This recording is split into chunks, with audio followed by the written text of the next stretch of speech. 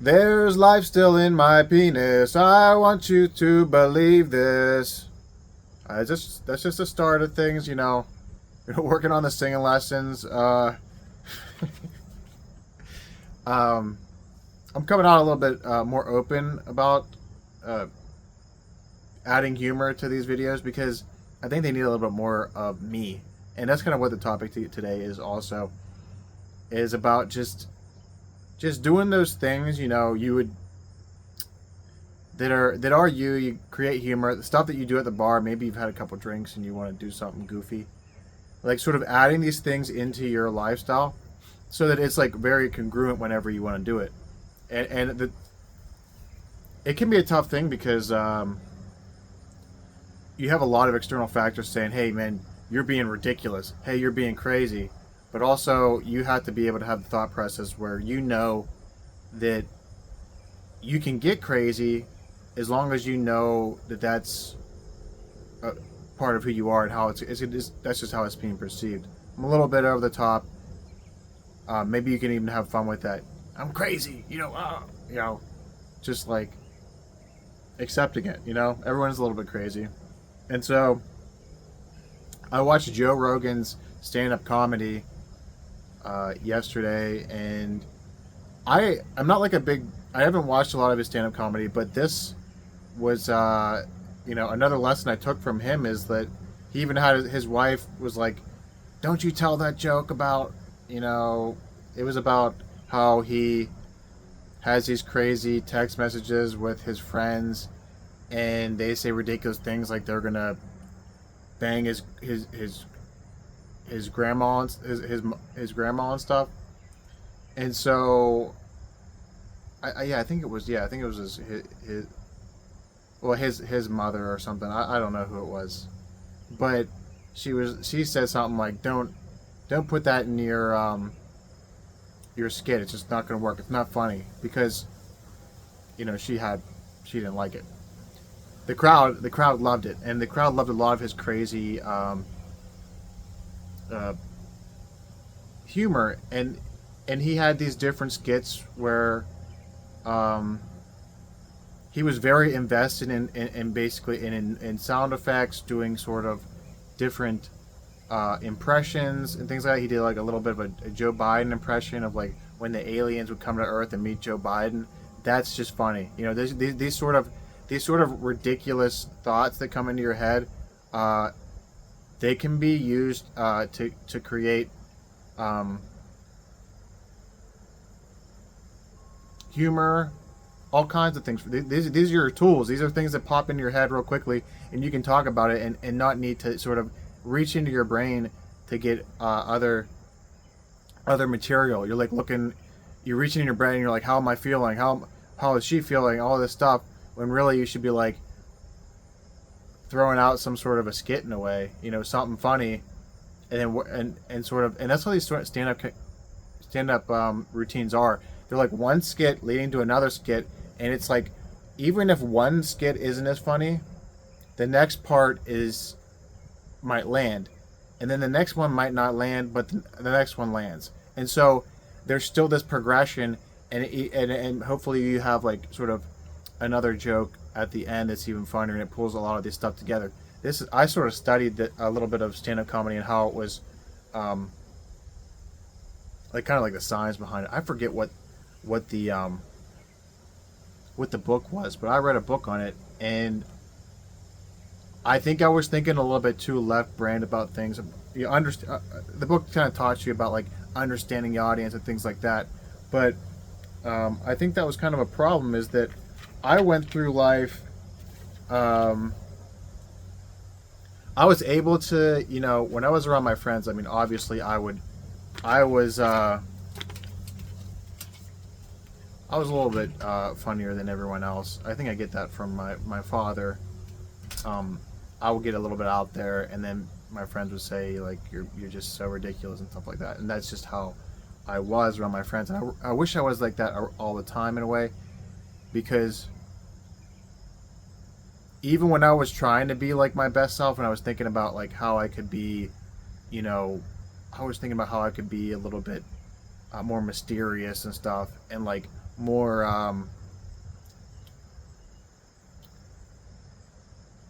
I don't know what it was, but like more reserved in a way. It really wasn't working as well, and usually the best stuff worked was when I was being myself, and I didn't really care about some sort of result. And a lot of the women that I would be myself around, they weren't quite. I wasn't as attracted to them in a way, and so that need for some result, a lot of the very attractive women, there was something masking over me in a way because I was looking for some result. I was looking for maybe this to lead to something else, maybe a phone number, maybe she would leave with me that night or something like that. And so this need for results, whenever I would read the stand-up comedy book, there was a need for some result instead of just incorporating whatever lessons I could take. And I think I did in a way, but I think some people might just think about reading something, not writing down any notes, and not taking with you any lessons, because that's really the core of what you're trying to do. I learned some techniques in sort of meeting women and things like that, and so I was still seeking some result that I was gonna like demonstrate that I was, of some importance with some sort of mysteriousness or some sort of, I don't know, front in a way, instead of just being ridiculous. And then and to the point, like, if you're Joe Rogan crazy, if you're up there, Joe Rogan's already has a wife already, so he's going up there, and like, I'm sure if he was talking to women too, he wouldn't give a shit either. He would say ridiculous things. And he's around his friends, and they always say ridiculous things. He's got a really funny group of friends that come onto his podcast and things like that, and so they're comedians. And so the result that they're just seeking is more humor from the other person, and then they're going to add their humor, and it's just going to build up and build up and build up, and they're both providing value, and it's this sort of flowing conversations on the podcast that creates laughter, and they really just enjoy it. And so that lack of like a result in a way, like a real result, like humor, I'm not really seeking some real result. Whenever you do stand-up comedy, you are seeking a result in a way. It has to be a tough thing. I never really did it as much. I never did open mics or anything like that, so that has to be a really tough thing, because you're always seeking some sort of reaction, some humor from the crowd to build off of. And so I think that might actually even put a mask over you in a way, where some of your jokes don't hit because you're not really congruent to what you're talking about and things like that. So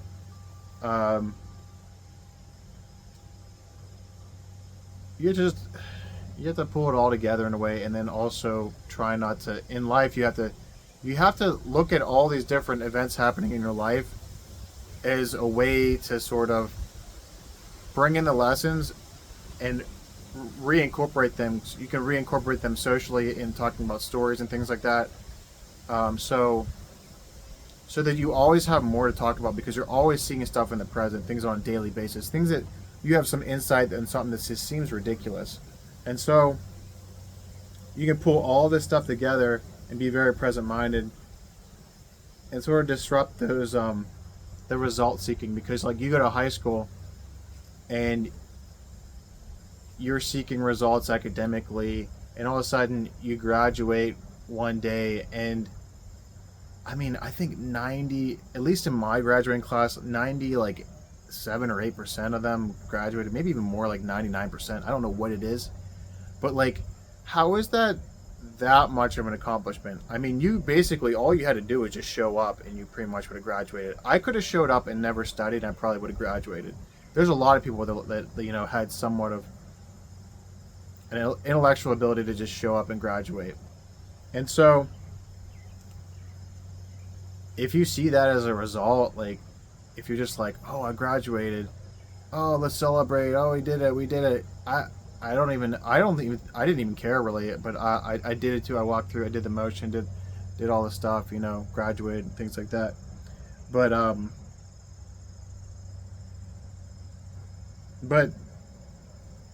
what do you do once you reach this this result, I think this is a lot. This is what happens to a lot of people.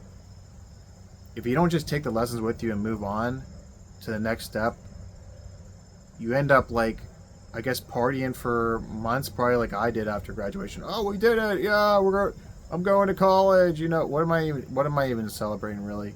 Come on, it's high school. It really wasn't that amazing. It didn't teach me that anything really that amazing. It actually kind of it kind of was more indoctrination of like inhibiting who I could really be, actually. And so I had this sort of, I guess, a negative outlook towards that. And a lot of teachers, they want you to kind of fall in line and things like that. And I did. And then also you're kind of like, you're kind of taught in a way where you just need to shut up unless you raise your hand and get somebody else's approval, which is the teacher. And so everyone, basically your role is just to shut up and listen, unless you have something insightful to say. And a lot of people are probably nervous to even say things and even raise their hand. There's a lot of students that don't even want to even participate. They're not even really doing. And so that's a big problem. That's a really big problem, is that these people are like growing up and they don't know how to even teach themselves things, but also even to do and to even speak up. And so that it's not really cultivating the best way to learn things, especially for me. I know a lot of people that would struggle with that way of learning things and not really doing and not really participating and not really learning things for themselves. I mean, a lot of times you are forced to learn things for yourself because a lot of teachers aren't really that good, and you really should, I don't know, you really end up having to learn things for yourself, and that's really where you actually learn the stuff that'll prepare you for a test. It's like, okay, now it's time to study, now I have to actually learn this stuff. It's like you get the lessons and stuff because somebody's telling you, but then all of a sudden you got to lock in and you got to teach yourself this stuff. And that happens in college too. You have these big auditoriums filled with students, and you just listen. There's not a lot of interaction there, where you're actually even on the same level with that instructor in a way. So, I think as a general population, we struggle to really even reach that point where you can even talk to a professor eye to eye. So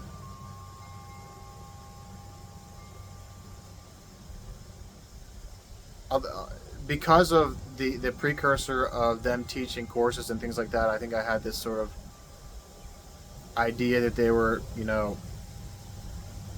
they have accomplished a lot and I'm just a student. I can't really give them any insight in a way like that. So I think the best way to really bridge that gap is to be able to sort of feel like you can provide things for anybody. You can provide insight in the classroom. You can provide insight out while you're at the bar. You can provide insight to people that are out on the street, people that are watching this video. And so you have to reach that level, or you end up kind of suffering in a way of really absorbing all this information happening around you in the world until you can actually speak to people eye to eye and see your own value, and that you always have value to offer. You always have some feedback in a way. You can look at things the right way so that you can provide that, I guess, motivation to certain people. You can provide insight to people that maybe don't have the same academic background, and insight to people that maybe aren't really cognizant of what's going on in the world, what they're eating, what all this stuff. So understand that you can find that value by focusing more on learning things for yourself, so that you can actually pass this humor on to other people. There's all kinds of different things you can pass on to other people. I'd like to be able to get to that point where my best way of like providing some instant value with people to sort of like break the ice would be even like singing something ridiculous like I just sung at the beginning of this video. But I can sing it to the point where it's like amazing. You know what I mean? So like, and maybe it's not even about something that's like humorous, but something that's really just like almost like opera level, or something that just like really hits the highs and lows, and just like, whoa, you get that sort of, whoa, this guy's got some serious vocal range. And then all of a sudden you can sort of incorporate those old habits of really providing a high value. That's like something that a lot of like old social programming and stuff like that is like, everyone's pinging and looking for who has the most value and stuff like that, and they see other people interacting, they see who has the value. There's sort of like social like interaction, like you just understand it. What am I looking for? I'm looking for like nonverbal communication that you can sort of understand, and everyone sort of like, they see that person as sort of providing a little bit more with a sort of social group. And that's how a lot of, you know, life is. Life is a lot about meeting people in social groups and social networks and boardrooms and things like that. Oftentimes these jokes and stuff and the humor is not going to always work in certain different situations, but they often will break the ice, and it can be, humor is such a big tool to really showing people you have a strong frame of mind. If you're willing to get a little bit crazy with your humor, and you can, and it's congruent, because you have to practice this all the time. You have to be able to get a little bit crazy with your humor, but also be, and whenever someone's just like, you're batshit crazy, and you're just like, yeah, that's just how it is. That's just how I do things. A little bit crazy, you know? It's a little bit better than like whenever you put on the front, and then you actually do take a girl home, and all of a sudden she's like, she wakes up the next morning and you're like talking about ridiculous things. She's like, who the hell did I just go home with? Then it like, there's a little bit more congruence there, so that like, you, even whenever, because I think some women are probably seeking guys that don't have too much humor. So like, whatever is going to work really in the long run is somebody that's going to actually be able to connect with someone that's being themselves and saying funny things. Oftentimes social groups, you have like girls that when they're talking with their friends, they say ridiculous things, but whenever they get in an interaction with you, they're not willing to say those ridiculous things. And so if you can cut through that sort of barrier, and you provide that humor, they start providing the humor, all of a sudden it becomes this positive scenario. And it's not always going to be like that, but there's most of the time that's how it is. Whenever girls are going out, they're with those friends that are just ridiculous, that provide with them with humor, and the people that don't provide humor and that don't really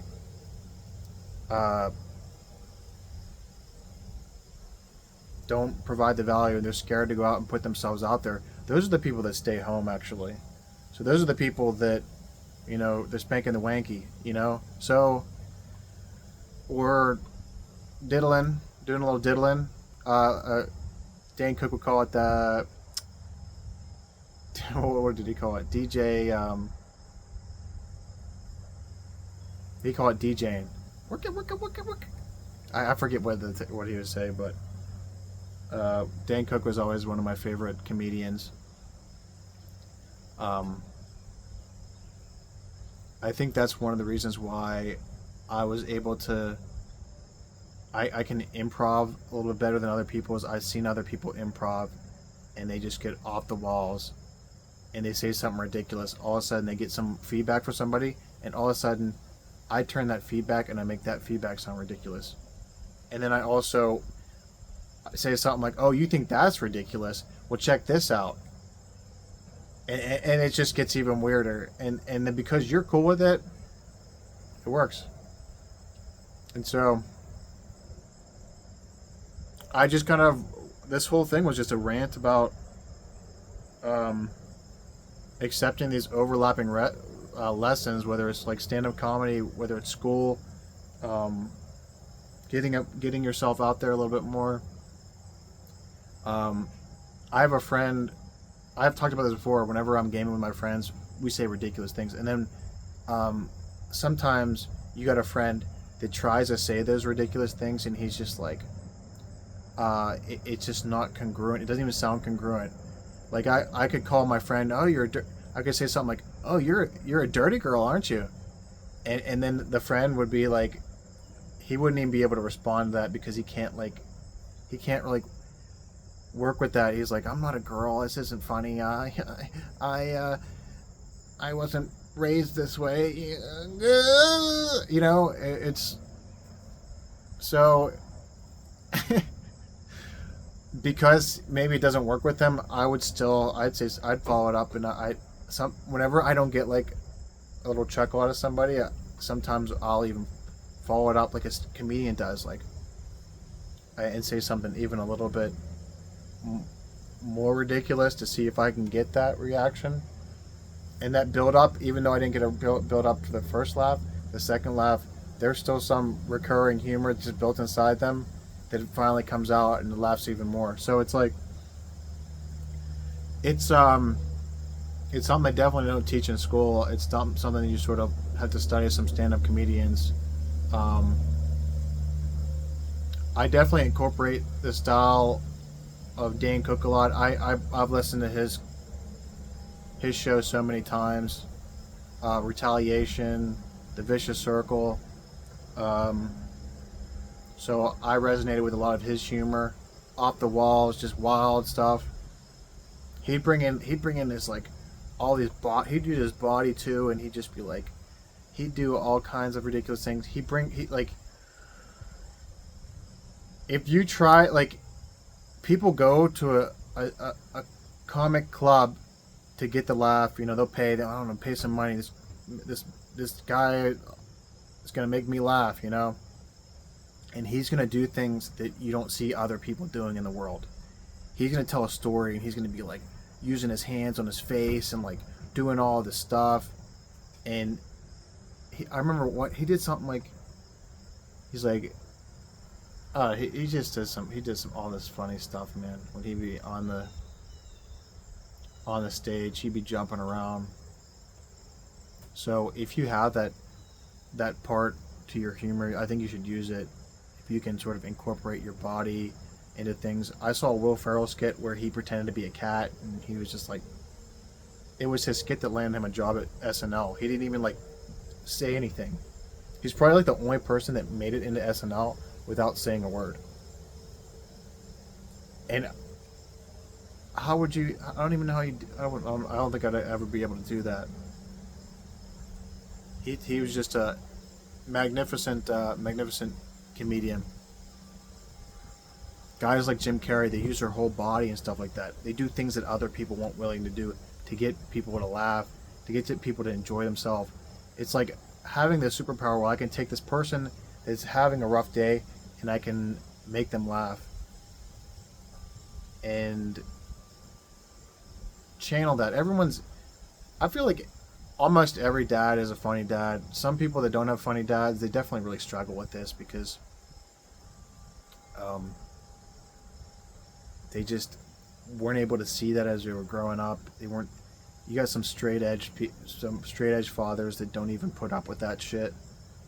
And then their kids are at home doing wanky time. I've heard that's not my terminology either. That's somebody else I heard. It's a really funny guy. I was talking to. I don't want to use his terminology, but that's a funny thing he was calling it, wanky time. So we call it something else. Me and my buddies call it just I can't. I'm not even gonna say. I'm not gonna get into that. But I should get into that. But we're running out of time today. What do you do once you reach an easy result that you're looking for? Another example, also one of the last examples of the day. I started playing the guitar. I was looking for some result. I'm playing one chord. I'm learning the chords one chord at a time. I can't play a song yet. I'm looking for that result where I can feel I'm hearing the sound, the appropriate sound, and a song coming to life. But I'm only even hitting a section of the song right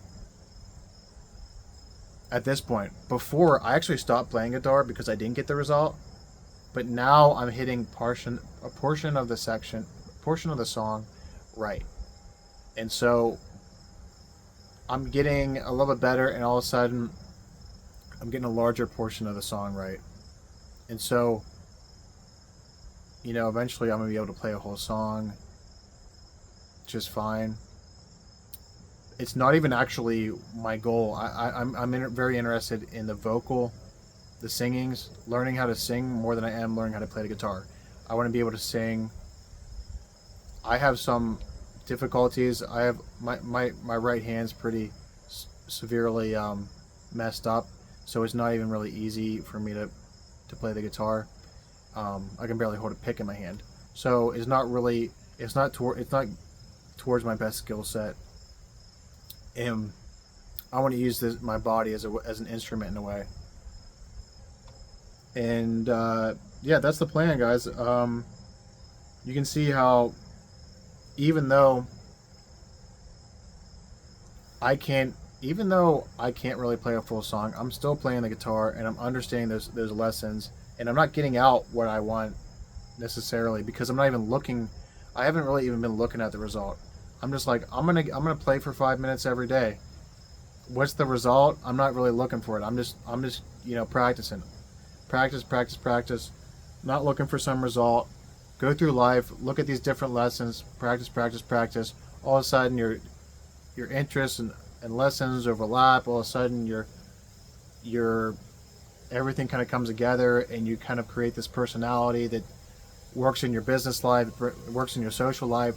You can sing in front of people. All of a sudden you can talk in front of a group of people. All of a sudden this momentum has helped you even just enjoy your life. You're having fun. You're okay with who you are. You just do, and life is just wonderful. So it's a very powerful episode we had today. I thank you guys so much for watching. This is the Anything Plausible channel. You can check out the Mentoring 365 playlist where we're going to incorporate all the episodes. You can check out past episodes and look at how we discover core spectrums of how we can sort of understand where we're at as we sort of get better and improve. So it's helped for me. I hope it helps for you guys. And I really love and appreciate you for sticking around. If you watched the whole video, please like and subscribe, and I will see you guys next time.